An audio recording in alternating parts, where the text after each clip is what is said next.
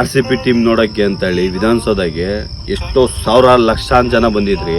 ಆ ಲಕ್ಷಾಂತರ ಜನದಲ್ಲಿ ಕೆಲವರು ಒಂದು 7-8 ಜನದ ಪ್ರಾಣ ಹೋಯ್ತು. ರೇಪ್ ಅಂಡ್ ಮರ್ಡರ್ ಮಾಡ್ತಾ ಇದಾರಲ್ಲ, ಇಂಥವ್ರ ಬಗ್ಗೆ ಹೋರಾಟಕ್ಕೆ ಯಾರಾದ್ರೂ ಬಂದ್ರನ್ರಿ? ಮಾಗಡಿ ರೋಡ್ ತಾವರೆಕೆರೆಯಲ್ಲಿ 19ನೇ ತಾರೀಕು 14 ವರ್ಷದ ಹುಡುಗಿ ಮೇಲೆ ರೇಪ್ ಅಂಡ್ ಮರ್ಡರ್ ಆಯ್ತು. ಇದಕ್ಕೆ ಯಾರು ನಮ್ಮ ಮಕ್ಳನ್ನು ಧ್ವನಿ ಎತ್ತಲಿಲ್ಲ. ನಾನ್ ಹುಟ್ಟು ಬೆಳ್ದಿದ್ದೂರು ಆ ಊರಲ್ಲಿ ಇಲ್ಲ, ಆದ್ರೂ ಕೂಡ ಮನ್ಸು ತುಂಬಾ ಬೇಜಾರಾಗುತ್ತೆ. ಯಾರೇ ಆಗ್ಲಿ, ಯಾರೋ ನಾರ್ತ್ ಸೈಡ್ ಅವ್ರು ಅಂದ್ಬಿಟ್ಟು ಎಲ್ಲ ಹಂಗೆ ಮುಚ್ಚಾಕ್ಬಿಟ್ರಿ ಆ ಕೇಸ್ನ. ಯಾಕ್ರಿ ಮುಚ್ಚಾಕಿದ್ರಿ ಆ ಕೇಸ್ನ? ಈ ಭೂಮಿ ಮೇಲೆ ಅಧಿಕಾರ ಇಲ್ವಾ? ಹೆಂಗ್ ಸಾಯ್ಸವ್ರ ಕಣ್ರಿ ನಮ್ಮ ಮಕ್ಳು, ಬೆವರ್ಸಿ ನಮ್ಮ ಮಕ್ಳು ಇಬ್ರು ಸಿಲಿಂಡರ್ ಅಲ್ಲಿ ಹೊಡೆದ್ ಸಾಯ್ಸವ್ರೆ. ಇದಕ್ಕೆ ನಮ್ಮ ಮಗನು ಧ್ವನಿ ಎತ್ತಲಿಲ್ಲ.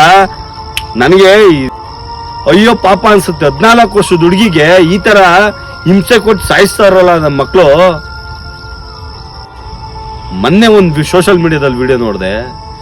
ಯಾವ್ದೋ ಒಂದು ಸೂಟ್ ಕೇಸ್ ಒಳಗಡೆ ಕತ್ತರಿಸಿ ಸೂಟ್ ಕೇಸ್ ಒಳಗಡೆ ಹಾಕ್ಬಿಟ್ಟು ರೋಡಿಗೆ ಬಿಸಾಕವ್ರೆ. ಅಂದ್ರೆ ಯಾರೋ ಡ್ರಮ್ ಒಳಗಡೆ ಹಾಕ್ಬಿಟ್ಟಿದ್ಮೇಲೆ ಎಷ್ಟೋ ತಿಂಗಳಾದ್ಮೇಲೆ ತೆಗ್ದಿದಾರ ಅದನ್ನ. ಯಾಕೆ ಈ ತರ ಮಾಡ್ತಾ ಇದಾರೆ ಅಂತ ಗೊತ್ತಾಗ್ತಾ ಇಲ್ಲ. ಇಷ್ಟು ಮೈಯೆಲ್ಲ ಬಿಸಿ ರಕ್ತ ಕುದೀತದೆ.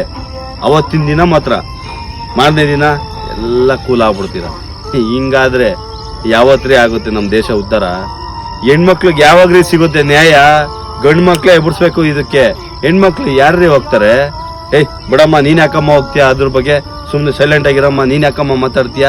ಸೈಲೆಂಟ್ ಆಗಿರಮ್ಮ. ನಾಳೆ ದಿನ ನಿನ್ಗೂ ಏನೋ ತೊಂದರೆ ಆಗುತ್ತೆ ಅನ್ಬಿಟ್ಟು ಹೆಣ್ಮಕ್ಳಿಗೆಲ್ಲ ಬಾಯಿ ಮುಚ್ಚಿಸ್ಬಿಟ್ಟು ಸೈಲೆಂಟ್ ಆಗಿ ಇಕ್ಬಿಟ್ರೆ ಇನ್ ಯಾರ್ರೀ ಮಾತಾಡ್ತಾರೆ ಹೆಣ್ಮಕ್ಳುಗಳು? ಇದಕ್ಕೇನಾರು ನ್ಯಾಯ ಸಿಗೋ ತರ ಏನಾರು ಮಾಡ್ಕೊಡ್ರಿ ಗೌರ್ಮೆಂಟ್. ಯಾಕ್ರಿ ಮಾಡ್ಕೊಡ್ತಾ ಇಲ್ಲ ಇದಕ್ಕೆ ನ್ಯಾಯ ಸಿಗದ ತರ? ಏನ್ ಮಾಡಿರೋದು ಅವ್ರೇನೋ ಒಳ್ಳೆ ಕೆಲಸ ಮಾಡೋರನ್ರಿ. ಒಬ್ರು ಸಿಲಿಂಡರ್ ಅವ್ರು ಸಾಯಿಸಿದ್ರೆ, ಇನ್ನೊಬ್ರು ಕಲ್ ಜಜ್ಜಿ ಸಾಯಿಸ್ತಾರೆ, ಇನ್ನೊಬ್ರು ಚುಚ್ಚಿ ಸಾಯಿಸ್ತಾರೆ.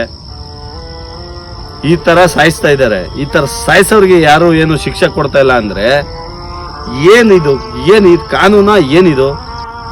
ನೀವುಗಳೇನಾದ್ರು ಆ ಹೆಣ್ಮಕ್ಳುಗಳಿಗೆ ನ್ಯಾಯ ಕೊಡ್ಸಿ, ಆ ಯಾರು ಮಾಡಿದಾರೋ ಅವ್ರಿಗೆ ಗಲ್ ಶಿಕ್ಷೆ ಇಲ್ಲ ಎನ್ಕೌಂಟರ್ ಆಗೋ ತರ ಕೆಲಸ ಯಾವ್ದಾರು ಮಾಡ್ಕೊಡಿ. 100% ನೀವು ಎಲ್ಲೋ ಇಕ್ಬಿಡ್ತಾರ ಎಲ್ಲಾರು.